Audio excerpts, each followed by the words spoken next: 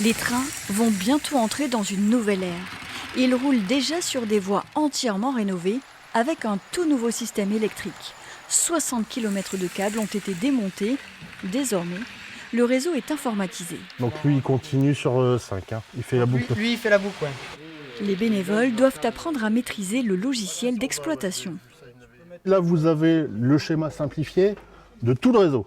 C'est-à-dire que là, vous avez la gare de Toulouse ici, après les gares de Saint-Sulpice, les gares de Gaillac ici, et après des garages, des parties qu'on ne voit pas, qui sont pour l'exploitation des trains.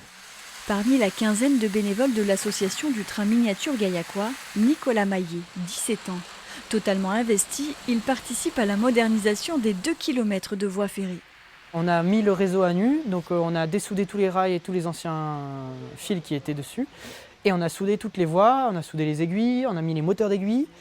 Je me suis occupé aussi de câbler 2-3 endroits, par exemple de motoriser à une temporisation les éoliennes. Plutôt tout ce qui est partie électrique. Ceux qui mettent la main au décor sont des perfectionnistes. Les gares reconstituées et les villages, comme ceux de Gaillac ou Rabastens, rivalisent de détails. À l'intérieur, par exemple, du restaurant, il y a les serveurs, il y a les gens attablés. Dans les magasins, vous avez du monde. Dans les pièces, vous avez la cuisine qui est aménagée, la salle de bain aménagée. Il y a toujours un personnage dedans.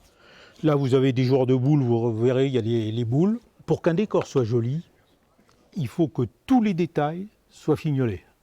Dès le 6 juillet prochain, les visiteurs sont attendus sur les quais.